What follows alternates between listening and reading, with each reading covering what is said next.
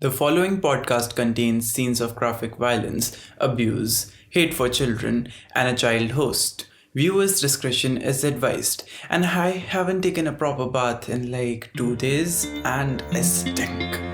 Shit. And my cat's snoring behind. You know your life is just a dream, don't you?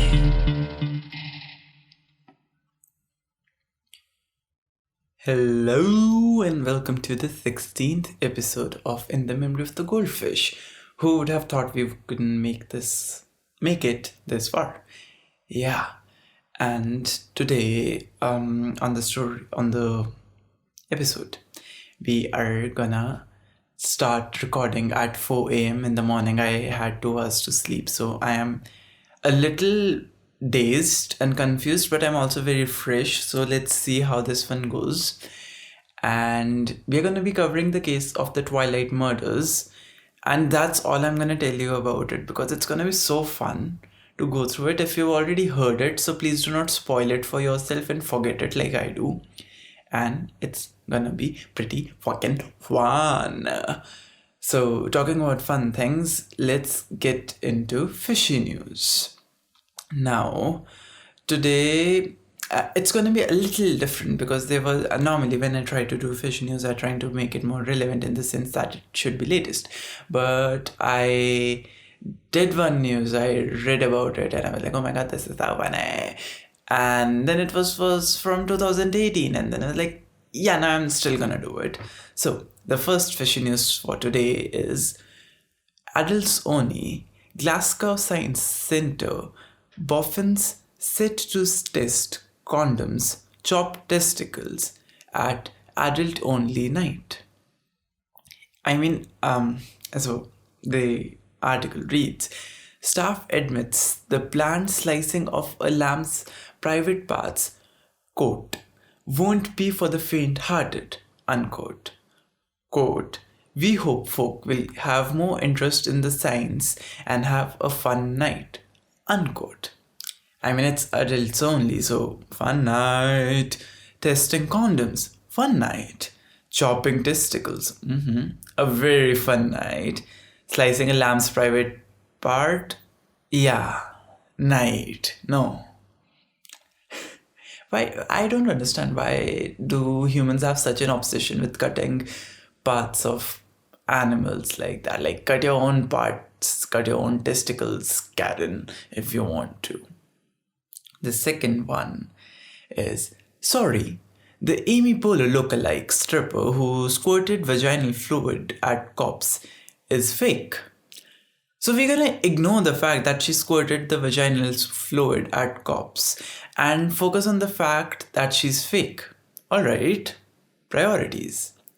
So, the article which originally reported the news said, and I quote, a Florida lap dancer has been arrested in Miami after assaulting 5 police officers with her vagina and using it as a deadly weapon without the intent to kill.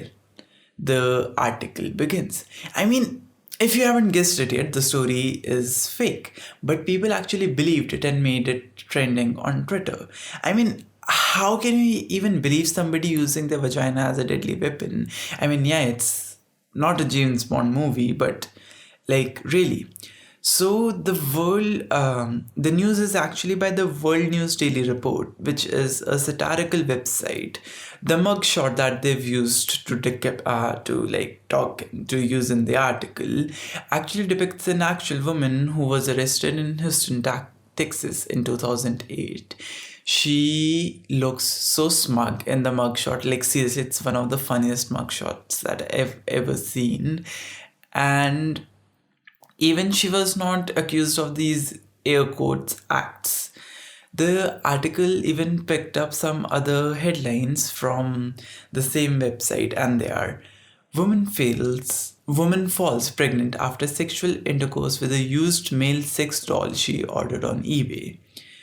Woman sues Samsung for $1.8 million after cell phone gets stuck inside her vagina. What was it doing inside her vagina? Well, vibrating. Yeah, sad. So I am gonna open this site and read this shit to you people because it's hella interesting.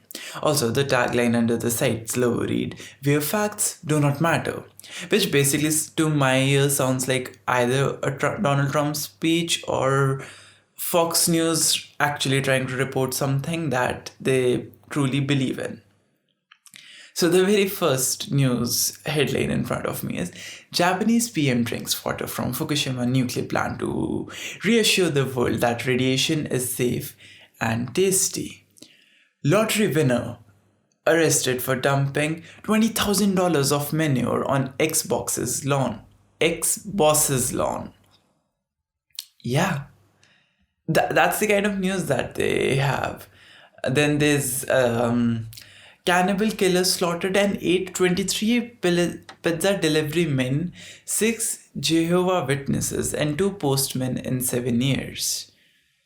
Then there's this one, New Jersey brother and sister allowed to marry after 10 years of long court battle. I mean, yeah, it's like that's basically the kind of website it is, and now it's like, I repeat, it is worldnewsdailyreport.com, where facts do not matter, and all of them are so, and it's actually well reported. They use like really interesting pictures which makes you believe in the story a little bit, but a lot of it is also very controversial and shitty of them to write. For example, the Japanese one, it was not funny, it was just outright offending according to me. So yeah, like go read on this website and don't expect me to report false news from now on. Like I might as well if it's funny enough, but yeah. And you can actually send these articles to all your friends and be like, oh, this happened. Oh my God, you didn't know that happened? What the fuck? Under which stone you're living in? And while speaking, I am looking at a painting of mine and I'm speaking to it like I'm speaking to a human being. And then I just realized that I'm recording a podcast. And I should not be doing that. But I am doing that. So another thing which I should not be doing is out of the blue. But we're going to do it because most probably after this, somebody's going to get me arrested. Now, and out of the blue, I want to talk about something fun. That is, I like to collect poisonous plants. Kinda, sorta. So today, so that's the first little bit because that's amusing that I had today in the evening and the afternoon and throughout when I was walking in and out of my house. And coronavirus lockdown has been enforced again and I'm still walking outside my house. So that also would bring the authorities to my house, but it was basically in my own garden. I do not need to explain myself to you people. And the second bit of the out of the blue is gonna be a Japanese legend. Now, the plant that I want to talk about is called Sodom's apple. Now, Sodom's apple is a very popular plant which was used by the tribals to use as a poison to hunt animals. Its concentrate can basically render people blind of sorts, and now it is its flowering season and its flowers smell so fucking pretentious and manipulative. I do not know how to describe that smell. It's a very pleasant smell, but you smell it and there's something fishy about it. That it is poisonous. It is like it's a really cool smell. Like, it's something you would want your candle to smell like, but you also know that it is a very manipulative one, that it is basically asking you to come and eat it or consume it and then fucking kill you. Yeah. So that's it. And that was it. Like, it was just a random thing I wanted to talk about. Now to the actual part. The Japanese legend. Yeah, the Japanese legend. I mean, it would be wrong for me to say that it is a specifically Japanese legend. It's a legend which is shared by all major Asian cultures like the Chinese, the Koreans, and the Japanese, as they all believe in foxes. Now, foxes have been animals which have coexisted with the Asians for a very long time. Thus, they mused a lot about their existences and, just like the fun things. And so, the fox spirit is generally viewed as an evil creature. They are known to enjoy the company of humans for a variety of reasons that almost end badly for the human beings. And the main reason a fox spirit might search out a human is to suck away their life force or to even eat human flesh, thereby stealing their powers and stealing the powers of a human and gaining their own, and along with their memories and knowledge, and in some cases even their human form. Now, it's considered the older a fox spirit grows, the more powerful it becomes. It's mostly thought that the more people the fox leeches the life spirit from or the chi from, the more powerful it gets also. A fox is considered to be able to take a human form once it has gained enough life force or has aged up to 500 years. Now, some literature, it says that the foxes, they grow an extra tail for every 100 years of age, which is kind of inaccurate and does not really has any consistency throughout all the Japanese, all the literature all over, like the three cultures. In some stories, all of which are Japanese basically, foxes are considered to store their power in. So I read this initially in this article in their white balls, and I was like, what? But then I read it properly, and it said that foxes store their energy in the white balls that they play with. These are basically wish fulfilling jewels which contain the power, same way the powers of a dragon is considered in its pearls. Now, this is also something that I had no idea about, but it is also one of the beliefs. Now, if somebody is able to capture the fox spirits or the kitsune's ball, it puts you in the power. And according to this Korean show that I was watching, fox spirits also, if you show kindness to them or do them a favor, that also gives you the ability to have them do anything in order to repay the favor. And anyway, but not all the stories agree on the nature of Kistune's balls. Though some of them are just toys or objects, some contain power, but not enough power to control the Kitsune, just a little bit to make you feel good about yourselves. And like with things like Naruto, when you are like fox spirit, the very first thing that comes to your mind is a 9-tailed fox. But foxes, in the traditions at least, which believe that they gain tails with each added century, it is normally seen that there's either 1-tailed fox, 5-tailed, 7-tailed, or 9 tails, which are basically common, and other number of tails aren't really existing. Now, that also is kind of buggy because there's never a fox which has more than 9 tails. So which brings me to the kind of conclusion that maybe the foxes stay 1-tailed until they are ready to become 9-tailed, and once that they're 9-tailed, they have already achieved the pedestal of the epitome of power, and that's where they remain, the platonic form of a spirit fox. Now, also understanding this, that foxes and the fox spirits are two very different things. They do kind of look alike, but that's about it.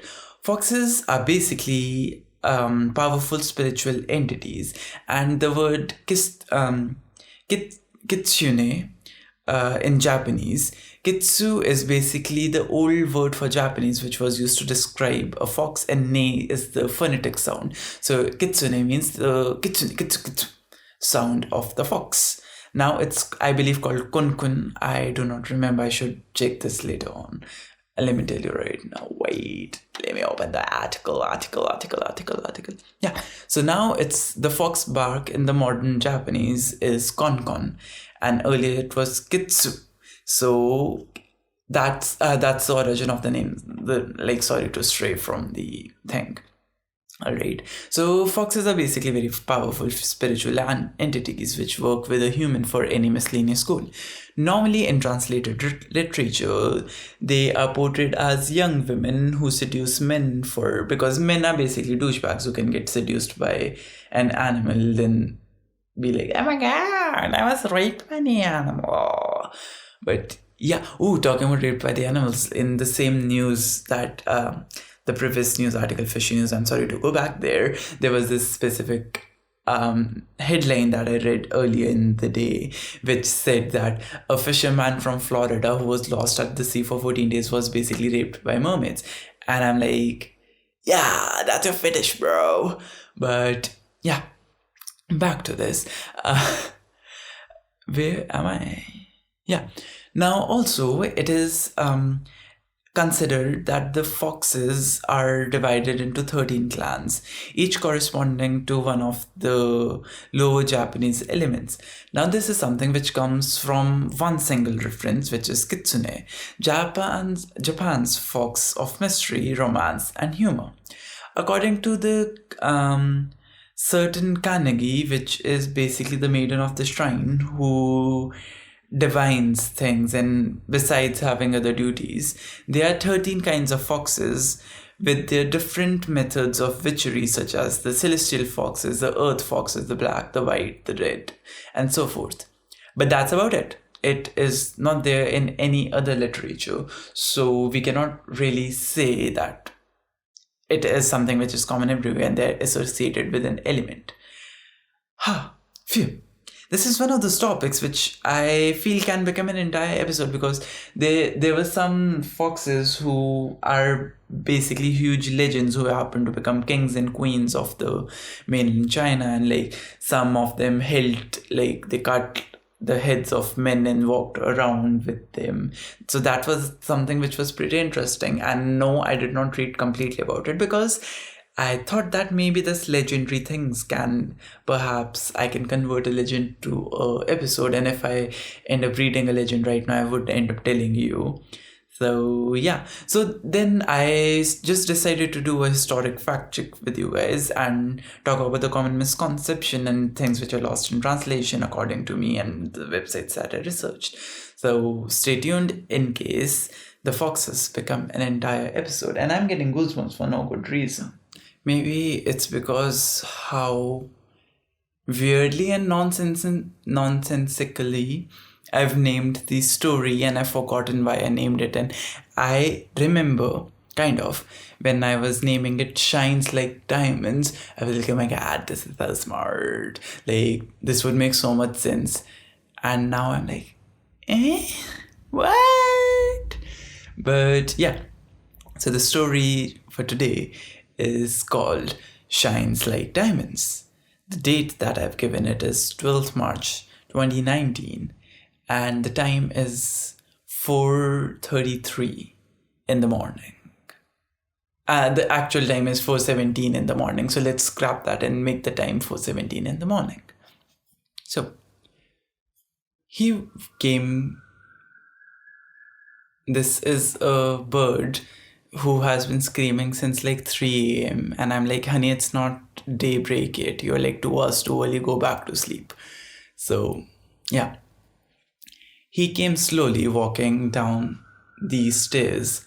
His belt buckle was constantly making sound of metal clinking. His pants were longer than his legs. Or was it the first time that I noticed how short his legs were? Maybe it's that the pants aren't his, and the other part is also true. This is actually very true, on a segue part, that a few times I've seen that wearing certain clothes make me oh, is that actually how my body is like? And this bird is like, yeah. And I'm like, yeah, it's not funny anything. Nothing is gonna be funny in the episode from this point on. So he says, good fucking fuck. That was so cool, he said as he rubbed the red off his hand on the door. Well, at least she's useful now. You're missing out on a lot. I'm not even kidding. It has an element, it has a fun element to it. Are the birds gonna keep on screaming? Wait, I'm gonna pause the recording for a second, then continue once it's quiet. Okay, I think the birds are gonna be quiet for a while now. I've waited about 20 minutes for them now. So, where was I? Yeah, you're missing out on a lot. I'm not even kidding. It has a fun element to it. Ah, really? Also, for the ones who do not understand what's happening, because I realized when I'm reading it now that it's very difficult to understand what's happening, the boy was engaged in necrophilia. Ah, really? I continued reading. Too bad you don't have a dad, with no effort to hide my annoyance. Oh, hey, you're still the best. Come here, give me a hug. Now, you filthy. First, go and throw away your shirt, I say. Oh, no, he said in a shriller tone. I loved the shirt. I wanted to wear it like every day.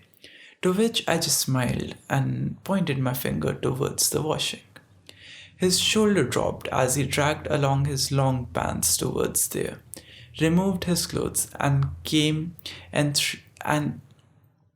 threw them all in the basket. Why don't we get your mattress down here?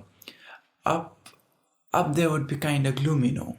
He said when he walked to the side of the couch to grab my wrap. He folded the lilac thing around him and kind of danced towards the stairs. This dance thing is something which when I was writing this story, I was totally into, because I was gonna buy some jewelry for myself. So I was like really happy, and now I cannot really relate to it. I'm like, how annoying is it to like dance everywhere? He looked at me with his sly smile, which made me go mad for him, and winked. As I hopped back on my feet, he was waltzing,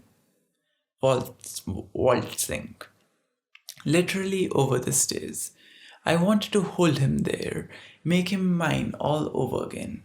I waltzed behind him, following the movement of his muscles. It was so liberating. The birds are back at it. Now I'm not gonna pause. You'll just have to bear with it. Like, listen to them coo and caw and crow. Now, as we know nothing really was holding us back, we can be together as we defeated the demons. He reached the landing of the first floor, and he froze his moment. His leg almost touching his right knee, his arms outstretched above, balancing all of his body just on his right leg. He pivoted to look at me. I would like you to guys to close your eyes and imagine this. The person was dancing on the stairs, and suddenly they stop and they're on their right leg and they twist to look at you and point at you. So how creepy would that be? Do you want me to close that door for you, Koi? He asked as he pointed his toe towards Mum's room. Nah, it's fine. What'll you do? Scream at me? I said as I started to walk normally upstairs. As I reached closer to him, I brought my face closer to his and touched my nose to his and gave him the little kiss that he keeps on asking for, like a dog asking for ice cream. This Eskimo kiss thing is so much cuteness, and I'd forgotten that I had it in this story and how much I liked it, and now how difficult it is gonna be for me to even think of Eskimo kisses. Yeah. After that. And also, why is this thing wrong with me? Why do I name all the protagonists Koi? Yes, it's kind of cool, but it also puts me into an existential dread half the times when I'm writing the story. I'm like, Koi, why am I naming this psychopath Koi? So far, I'll continue reading because I'll tell you later. Nah, it's fine. What did she do? Scream at me? No, wait, I read this paragraph already. Yeah. After that, we held hands as we walked towards my room. First, we thought that we'd take Trot's mattress. When I put my hand in to lift it, I realized that it was all dirty. There were many wounds on it. Bleh. I mean, it wouldn't be very useful now, would it? I always felt that her mattress was so much better, so much more comfortable than mine. What a drag. Bloody bitch has to take the best things even in this condition. I went to kick her, and then I realized there's nothing stopping me from doing that. So I did. Now, Carp was. Oh, wait, I missed a line. Stopping, so I did. It felt so nice. Then I kicked again. I could feel my downsides tingling. This is actually something that I read somewhere, that some people actually get turned on and can even reach levels of orgasm just by doing something as hitting other people and stuff. Carp, by now, was already taking off mine. I decided, taking off things off my mattress. I decided to help him. He picked up one edge and turned it the other way, and turned himself the other way. Extended his hands behind his back to grab the white mess. Grabbed the white mess. That's what they said. We started to walk, shakily, and when we reached the stairs, he let go of the mattress. I lost a little bit of my balance, and he turned around and asked me to hop on it. Till the point of losing a little balance, had somebody done that to me, I would have punched their face in. But in this case, she did not, because she's not me koi, she's the koi. And she pushed the rail of the stairwell to give a little raft a little motion. And wheeze! We were down in a second. It was all so fun, but we were all too tired after all that work to go back up again. So we just rearranged the living room, and placed the mattress therein. We got the sheets from Trot, because her sheets were the whiter ones of the house. Then some bitch decided to come knock on the door like crazy. I do not know what these people want. Why don't they just get a life, Who cares? I'm not opening the door. Then it's my idiotic dog. Goes on to bark. Can't it be pretend that nobody's home and shut the fuck up? We should have gotten done with him too. Bloody mood killer.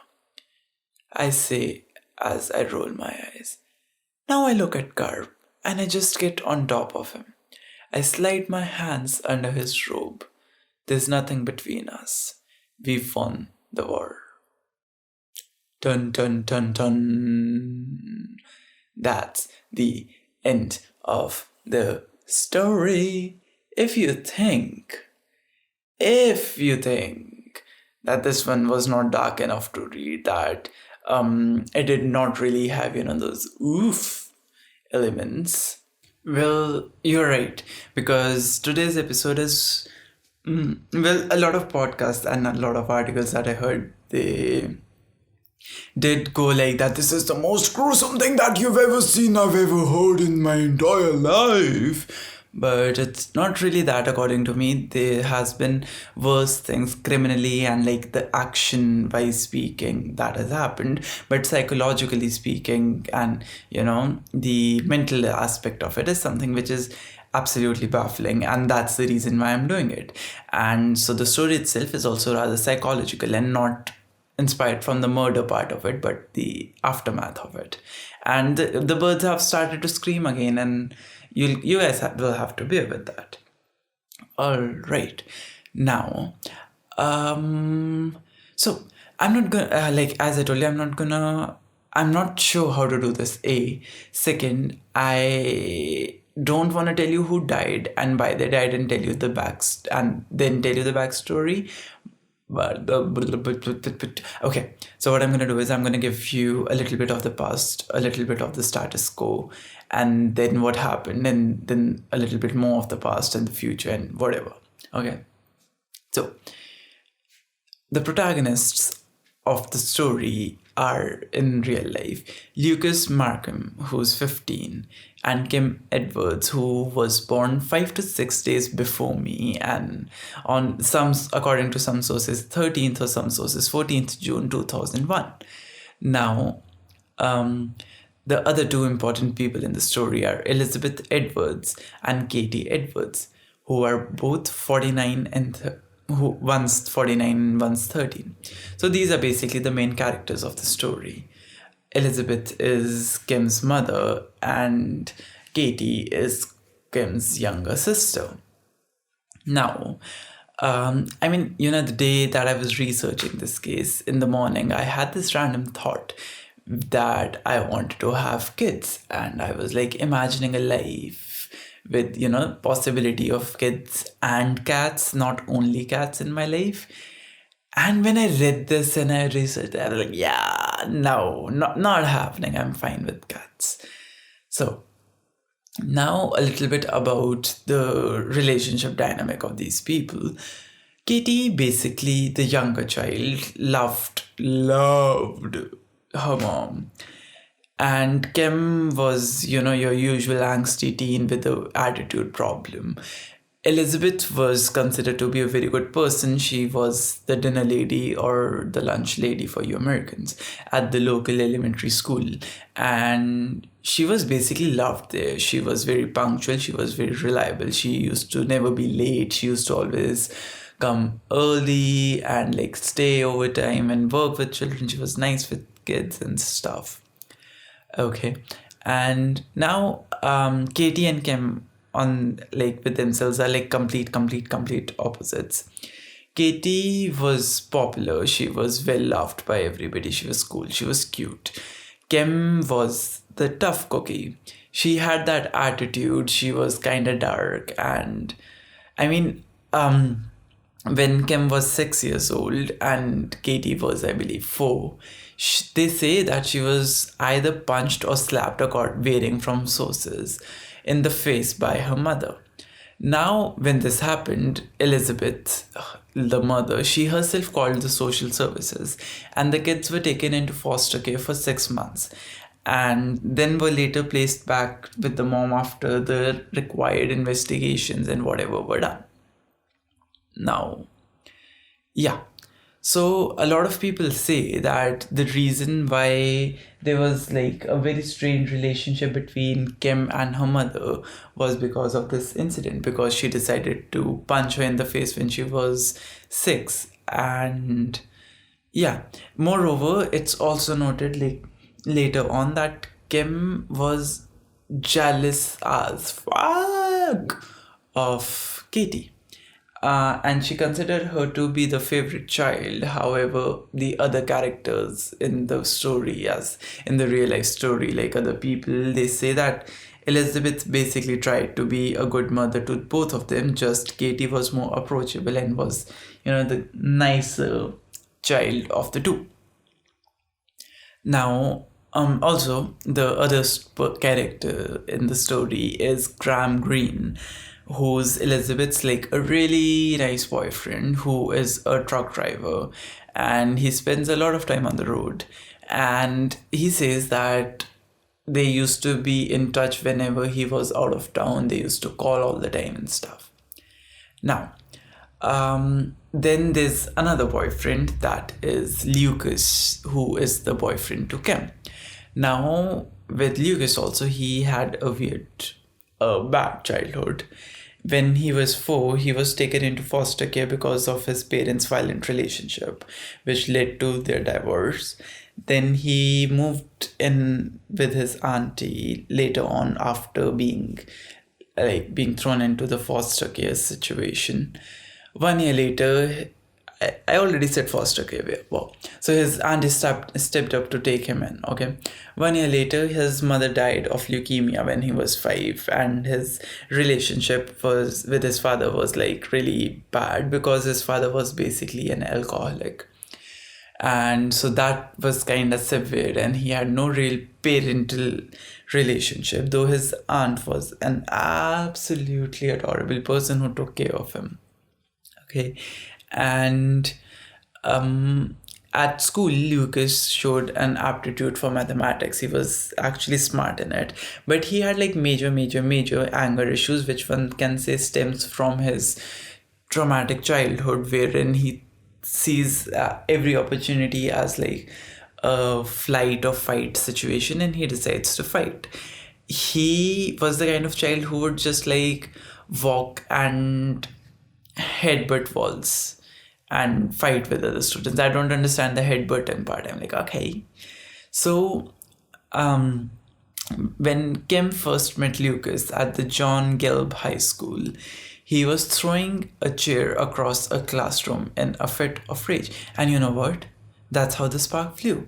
They got together. It was first love. They loved to talk about suicide, and for obvious reasons, Elizabeth fucking hated the idea of Lucas being in her child's life. And they were also having sex.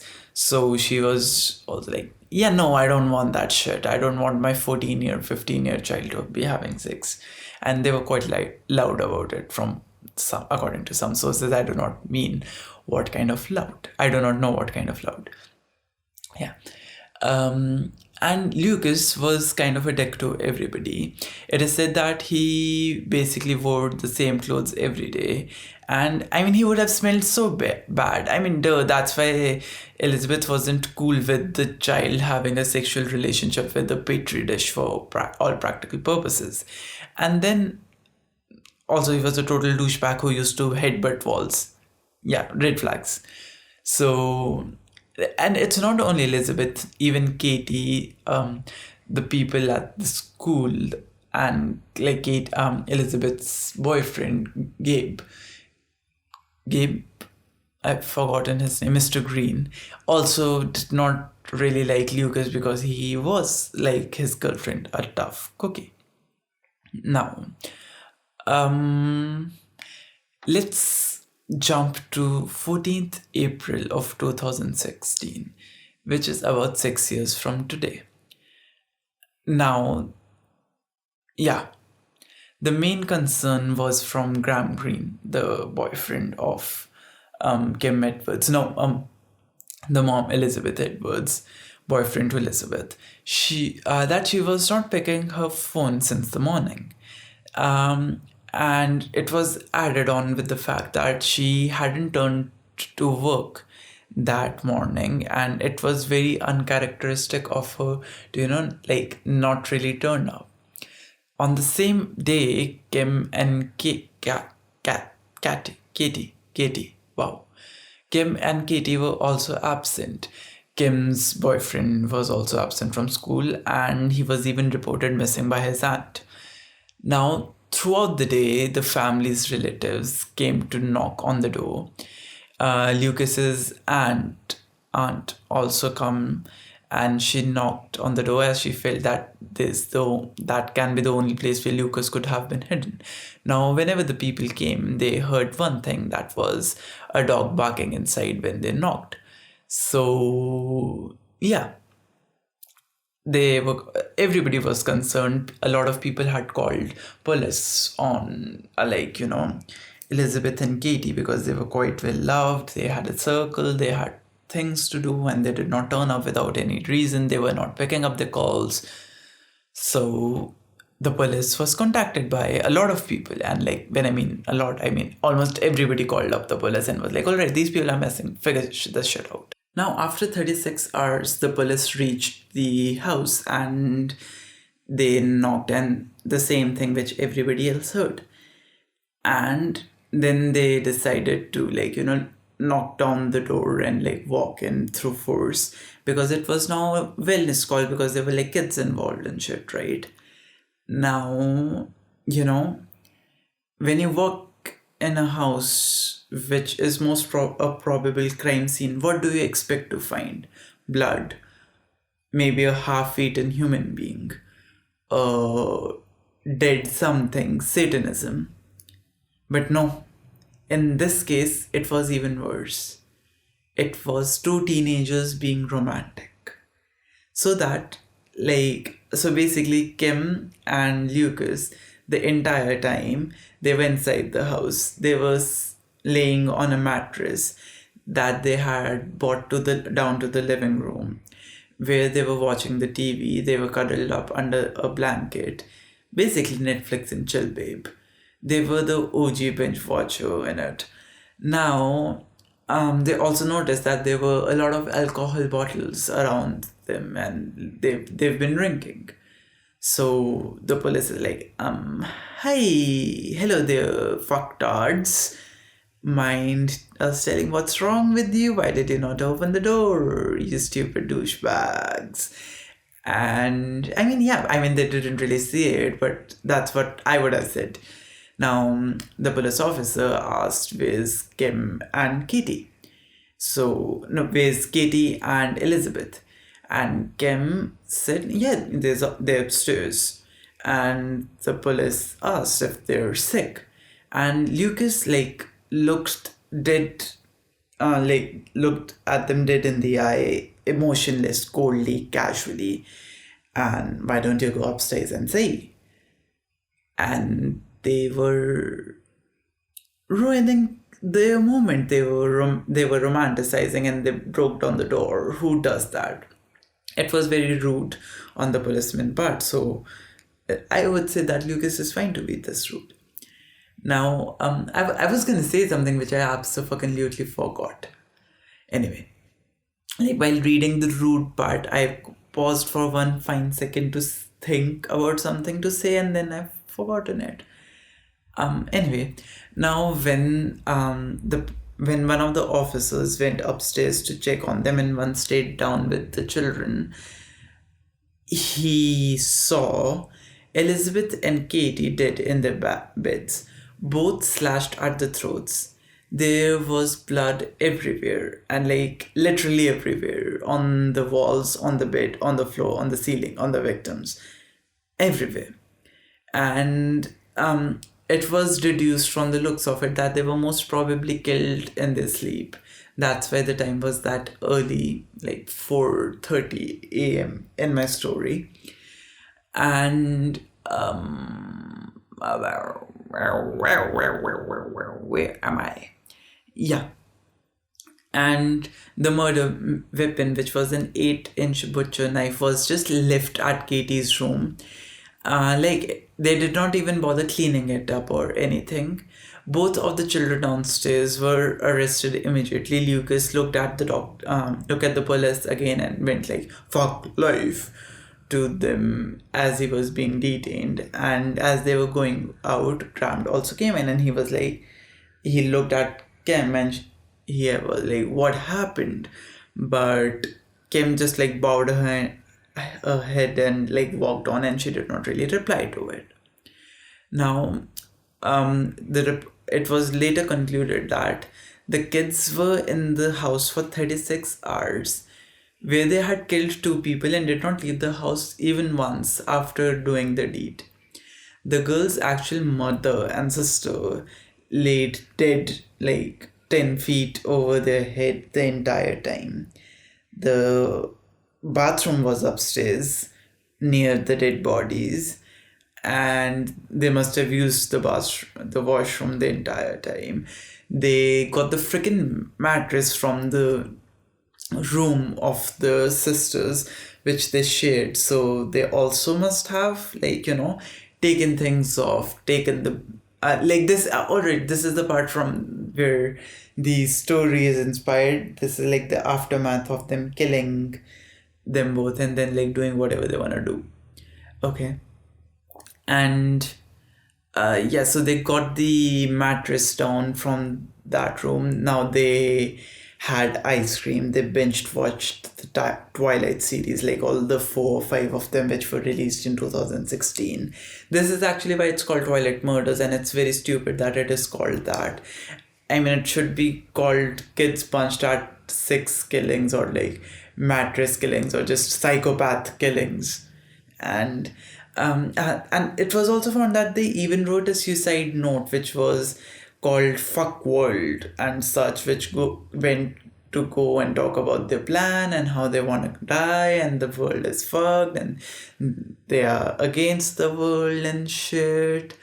And even in this letter, they asked their ashes to be scattered at this special place and then said, fuck you. You know, my house is really close to a street which is totally straight. Like, there's no curves on it. And some people, when they're going, like this douchebag who just went, I'm not sure if you heard it, so they just honked. And like, why are you doing that? Nobody can like really enter the street. Why are you honking? Just like, go. Okay. Yeah. So they wanted their ashes to be scattered at their favorite places and then said, fuck world. Cute. I mean, I'd punch their faces again if it was me. Now, in these 36 hours, I want to like really emphasize, for 36 fucking hours, they sat in the same house with 2 fucking dead bodies. And you know how they did it? I'm going to tell you what the pathologist said first. So Elizabeth, the mother, was stabbed 8 times, 5 times in her hands, once in her right shoulder and 2 to her neck. The stab wounds in her neck severed her jugular veins and windpipe. Though it's noted that the death wouldn't have been instant, she would have been alive for a little while when the entire thing happened, as the force of attack wasn't really strong because the bone tissues weren't severed. And now these specific details, like the specific paragraph, is from this podcast called Morbid, which is hosted by a crime technician, and she reported this very well, so I thought I need to get credit. And not that they're amazing people, oh my god. Now they say that she died by getting smothered a little bit.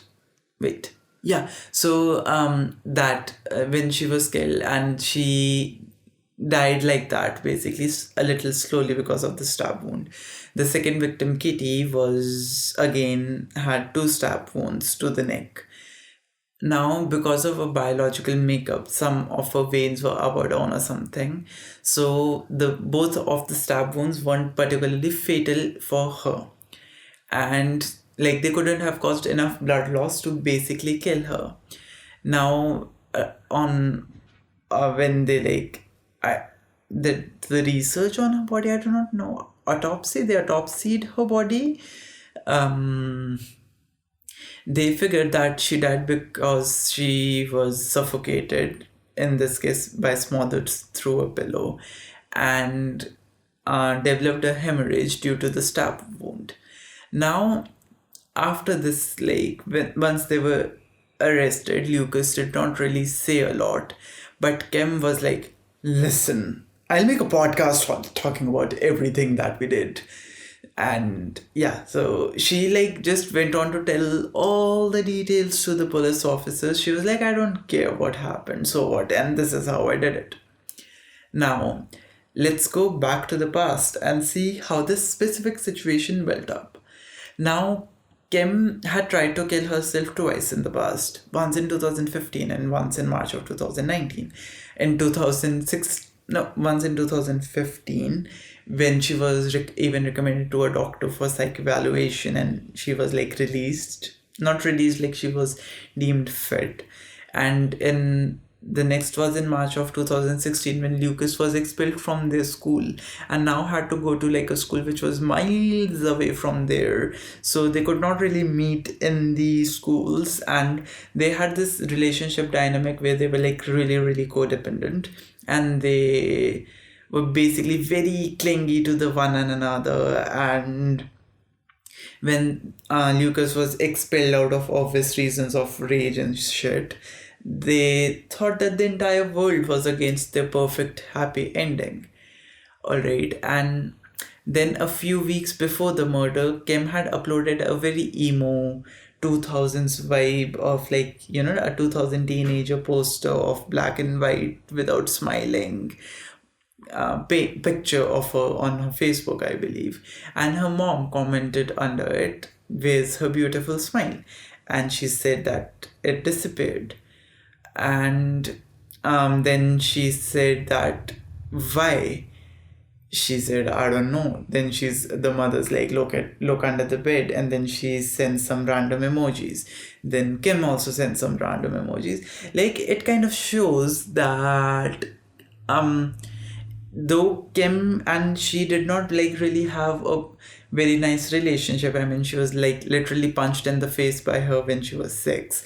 But Elizabeth had not like totally given up on her, and Plutus is awake and he's eating his food, and that's the voice you're gonna be hearing in the background, if at all.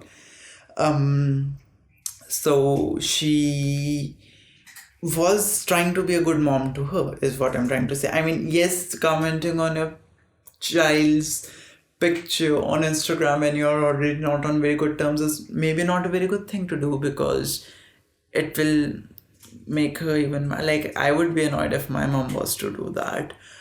I'm 19 and I still don't want her to listen to my podcast. So yeah.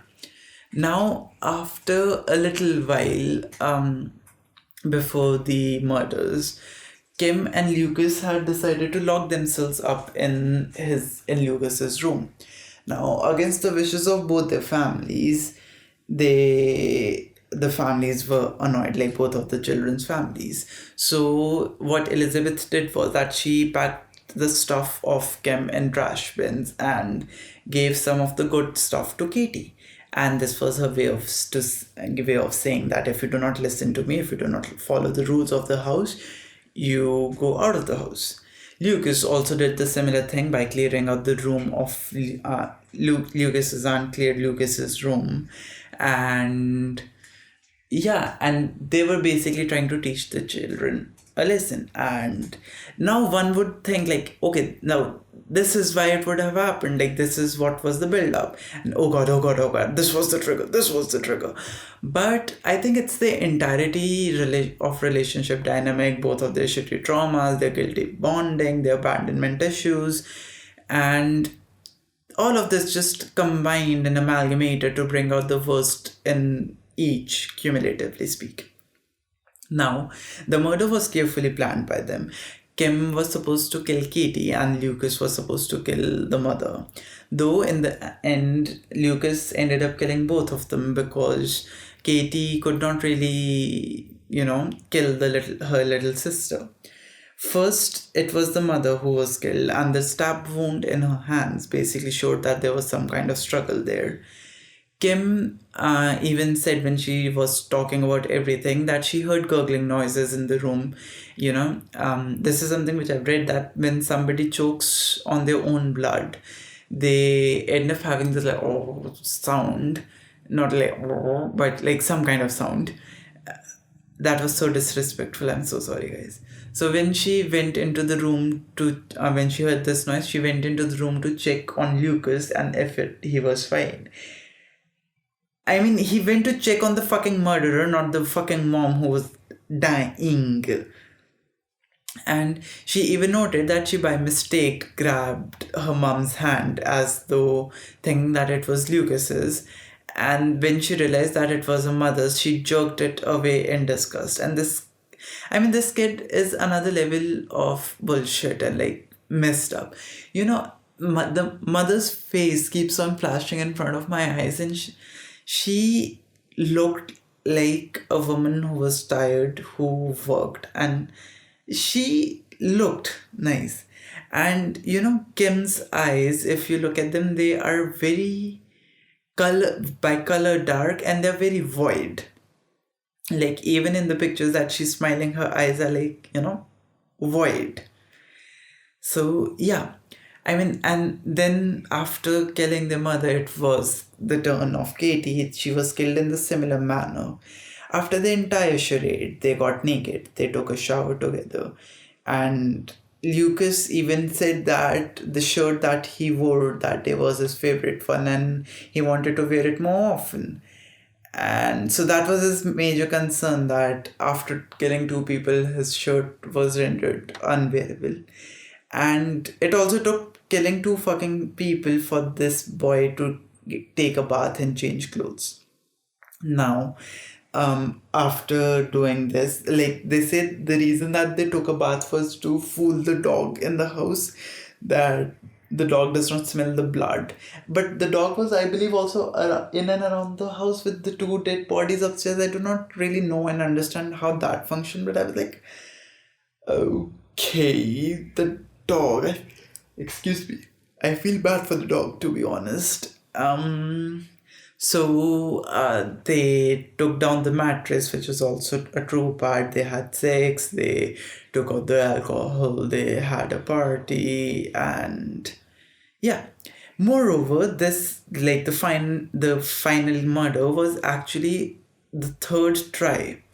The first two times, which were like the two previous consecutive days, the plan didn't pan out because when Lucas arrived at the house, Kim ended up sleeping.